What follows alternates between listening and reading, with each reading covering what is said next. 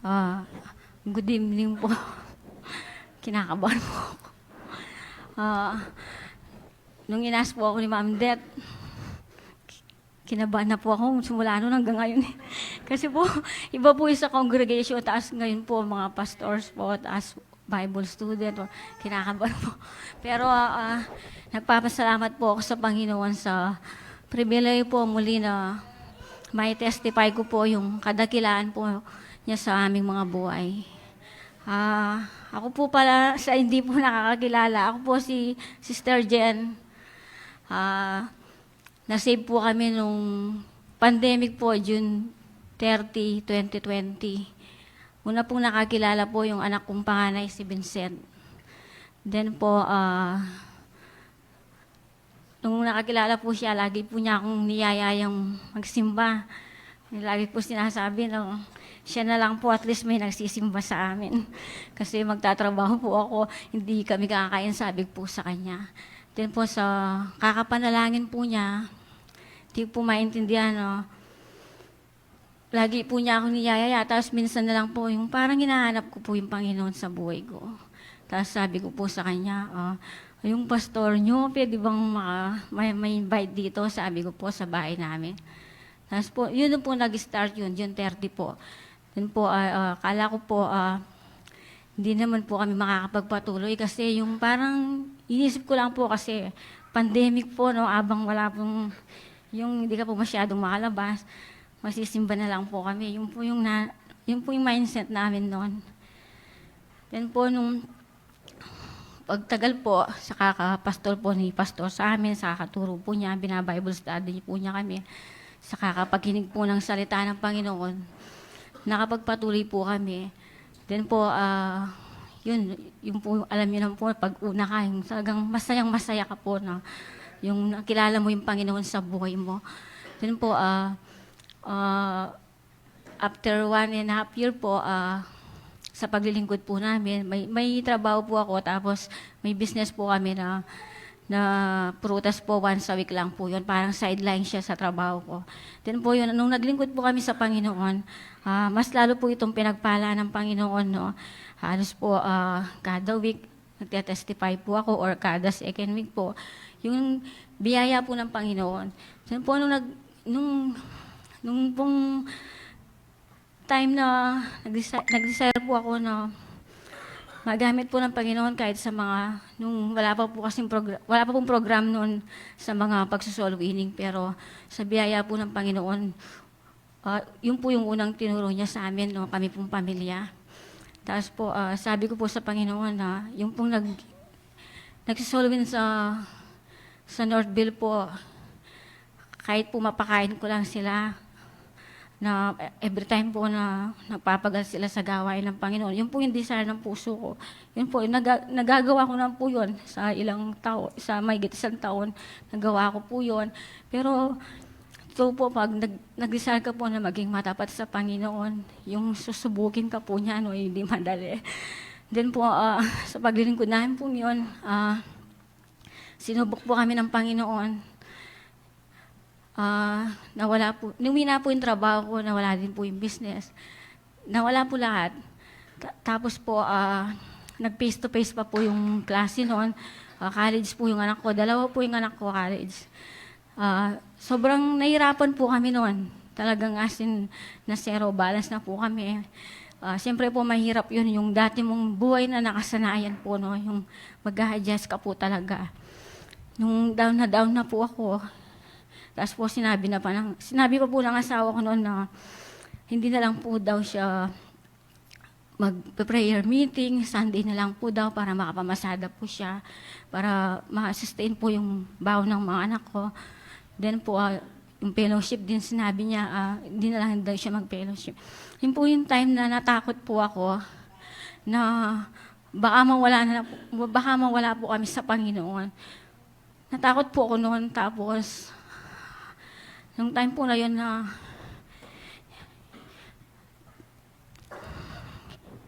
yung Panginoon po, nagkulong po ako sa kwarto. Wala na po akong makapitan, down na ako. Lumod po ako sa Kanya. Sabi ko sa Kanya, gusto kitang makilala. Gusto ko na maramdaman kita sa oras na ito. Alam mo na walang-wala na ako, Lord. Then po, itong time po na yun, doon ko naramdaman yung Panginoon, yung kapangyarihan po ng panalangin. Sa biyaya po niya, lumabot ako ng mahigit 1 oras, kakapanalangin. Pero alam niyo po, iba yung naramdaman ko ng time na yun. Yung pinaramdam sa akin ng Panginoon na hindi niya ako iiwanan, hindi niya ako papabayaan. Nariyan lang siya, kaya ko. Hindi ko man kaya, pero kaya ng Diyos na pinaglilingkuran ko. Alam niyo po yung time na yun po yung naging malakas yung po yung lumakas ang loob ko, nakayanan po namin, no. Then po, ulit-ulit po, yung nakawalan ko po ng trabaho, ginugol ko po talaga sa panalangin, pagbabasa po ng salita niya kasi gusto ko siyang makilala. Gusto ko gaano kabuhay at katotoo ang Diyos na tinanggap po sa buhay namin. Then po, habang ano po, sinubok na naman po kami ng Panginoon. Habang lumalaki po yung pananampalataya namin dahil nakikilala po namin siya sa panalangin at sa salita niya, sinubok na naman po kami ng Panginoon po, no. Dahil po nga medyo nahirapan kami noon, yung anak ko po, yung bunso po, naghanap siya ng part-time job. Nakakuha naman po siya, then sa 2 buwan po niyang yung naano po siya, yung napopromote siya ng mabilis, yung wisdom ng Panginoon na binigay niya. Pero alam niyo po, nung magpipirma na siya ng kontrata, sabi niya sa akin, kinausap po niya kami ng tatay niya ako, tsaka po yung kuya niya. Sabi po niya, gusto kong sabihin sa inyo to, mamayang madaling araw, sabi po niya, tatawag yung CEO sa ibang bansa, nakakausapin ako. Pero gusto kong sabihin sa iyo, sa inyo, sabi niya, yung pong, linagyan po siya kasi, dati po nung nagtitraining pa lang siya, wala siyang Sunday po, no. Pero po nung magpipirma na siya ng kontrata, nagkaroon po ito ng Sunday kahit nakikiusap po yung CEO na kahit 2 hours po ng umaga, 2 hours po ng gabi, ibigay lang po yung Sunday.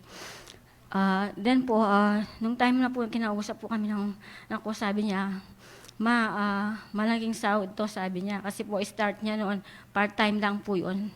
60,000 po. Iba pa po yung commission niya sa pag yung kinita ng company po sa isang buwan, no. Dahil po na-promote siyang manager noon. Pero sabi ko po sa kanya, kung ako lang ang masusunod bilang ina, gusto ko na kahit nahihirapan kami noon, walang-wala po kami talaga. Sabi ko po sa anak ko, kung ako lang ang masusunod, gusto ko, wag. Kasi Sunday po yun, di ba? Kasi sabi ko, tira-tira na nga yung nabibigay natin sa Panginoon. Kukunin pa yung 2 oras. Tapos sabi po ng anak ko, nagpapasalamat din po ako sa Panginoon. Sabi ng anak ko, yun din ang gusto ko, sabi niya. Kaya lang pinaalam ko lang sa inyo, sabi niya. Kasi siyempre po alam niya na nahihirapan kami sa buhay noon, no. Gusto ko lang ipaalam sa inyo, ganun din ang magiging desisyon ko na sana maintindihan. Nagpapasalamat po kami sa Panginoon kasi hindi po naging madali yung buhay namin bilang mananampalataya. Pero salamat po sa Kanya nung time na wala ka nang makapitan, no. Salamat po sa Panginoon. Imbis po na iwanan namin siya o mag-question po kami sa Kanya. Sa biyaya po niya, tinuruan po niya kaming lumuod at manalangin po. At doon po tumiba yung pananampalataya namin sa Panginoon sa pamamagitan po ng panalangin. Ngayon po, nandun pa rin po yung mga test, yung kahirapan, yung pagtitiis. Pero nagpapasalamat po ako sa Panginoon kasi hindi niya kami pinababayaan. Every time po, meron kaming pangangailangan, nariyan po siya. Hindi namin kailangan mangutang o pino-provide po niya.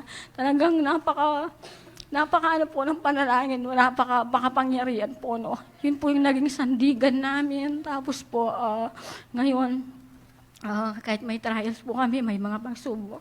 Sa biyaya po niya, doon pa po kami natutong magkaroon po ng commitment sa mission. Doon po namin minalang mission. Yung mga giving po namin. Yung na-miss po kami kasi, Yung isipin mo na kung kailan ka nahihirapan, dun mo na ibigay ito. Sabi ko, totoo po na yung Panginoon napakabuti po niya, no. Tsaka minsan yung may time na magtitiis ka po, no, na sa pagiging mananampalataya ko po, dahil nasa kahirapan po kami sa ngayon, yung mga bagay na nakasanayan po ng mga kasama ko sa akin, yung marami akong baon, gano'n. Minsan nararanasan ko po na pagtawanan ako, panlilibak nila sa akin. Pero alam niyo po, yung kahit ganun po yung nararamdaman ko, yung naging masaya po ako na paglingkod sa Panginoon. Kasi po, sabi ko nga sa kanya, mga material lang naman yan, Lord, sabi ko. Sabi ko sa kanya, kahit kunin niya po lahat sa amin, no? Kahit alisin po niya lahat yung mga bagay na meron kami dati. Willing po ako, no, sumunod sa kanya. Huwag niya lang pong aayaan, no. Mawala po kami at magbalik pa kami sa dati namin buhay. Kasi bilang isang ina po, no, at asawa, salaman po kami ng mga material na bagay. Wala man kami ng maraming pinansyal. Pero sobrang araw at gabi, nagpapasalamat po ako sa Panginoon kasi nakita ko yung buhay namin kung gaano po kami ka-bless ng pamilya ko, no. Wala man kami ng lahat ng yun, pero makita ko yung mga anak ko, no. Nagpapagamit po sila, no, sa gawain ng Panginoon. Yun lamang po bilang isang ina at asawa. Wala ka nang mahiling pa sa Panginoon. Kaya sabi ko po, huwag niya lang po hayaan na mawala kami, yung makapagpatuloy kami. Sapat na po yun. Hindi ko hinihingi sa kanya yung mga material na bagay. Yun lamang po ang hingi ko. Then po alam ko may pangako ang Panginoon sa bawat anak niya nagtitiwala sa kanya. Sabi ko, tulungan niyo kami na huwag mapagod. Gawin namin yung bawat kalooban niya. Ngayon, kung kailan po kami nahihirapan, doon pa po kami sa biyaya ng Panginoon na dati po yung asawa ko, si Brother Rosby, hindi naman po siya nakakasama sa soul winning. Ngayon po, sa biyaya ng Panginoon po, yung makikita mo na kahit may kulang sa inyo, no? Yung makikita mo po, tuwing Tuesday, sama-sama po kaming pamilya na nagsasolve. Napakasarap po na maramdaman yun, no? Kung gaano kabuti ang Diyos, no? Then po, yun, yung mga pagsubok, papasalamat po sa Kanya. Totoo po na kapag nagtiwala ka sa Kanya, kahit marami ka pong mga pinagdadaanan, hindi makita sa buhay mo, no? Hindi po makita sa mata mo, sa mukha mo. Kasi po yung kapayapaan po na nagmumula sa Panginoon, yung kapayapaan na nanggagaling lang sa Panginoon, yun po yung nararamdaman namin. At nagpapasalamat po ako sa Panginoon na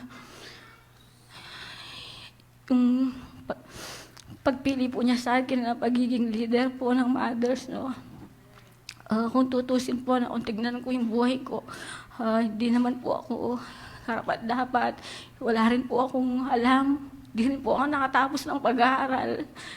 Pero nagpapasalamat po ako sa Panginoon, no. Inagay po niya ako dito, no. Then po nung hinas po ako maging leader, masaya po ako na paggamit po yung buhay ko, no, kahit wala akong karunungan, wala ako kahit ano. Tapos natakot din ako noon. Sabi ko sa Panginoon, no, paano po pangungunahan yung mga taong mas matanda pa sa akin, even yung espiritu nilang buhay. Paano ko pangungunahan yung mga taong nag-aaral? Hindi naman ako nag-aaral. Alam po, yung naging sandigan ko sa pagiging leader, yun din po yung panalangin, yung pananampalataya, no. Hindi ko man kaya, pero kaya ng Diyos na pinaglilingkuran ko. Kaya po yun yung naging buhay po namin sa magpo 4 years po na pananampalataya po namin sa Panginoon. Doon hindi po madali, pero sa biyaya po niya nakakaraos kami. At alam ko, may mga hirap man po at sakit at pagtitiis na minsan nararamdaman po natin. Pero alam po ninyo na one day, yung bawat luha natin, papairin po ng Panginoon. Nagiging tears of joy naman po ito. Kaya patuloy lamang po kaming pag-pray. Na sana po, yung dinidesire ng puso namin magpapamilya. Every time, no? Nung po palang ako, share ko, nakalimutan ko po. Nung po palang naramdaman ko yung Panginoon sa panalangin, doon ko po na-share sa mga anak ko, no? Sabi ko na, kaya ko na yung kahirapan na pinagdadaanan natin kasi naramdaman ko yung Panginoon kagabi, sabi ko. Kaya po ngayon, alam niyo, yung mga anak ko sa biyaya ng Panginoon, yun din po yung naging sandigan nila, yung panalangin po. Napakalaga po ng panalangin. Isa po akong buhay na patotoo. Kaya po kami nakakapagpatuloy sa malalim na panalangin po. Kaya sana po, patuloy po kami mag-pray, no? Makapagpatuloy kami.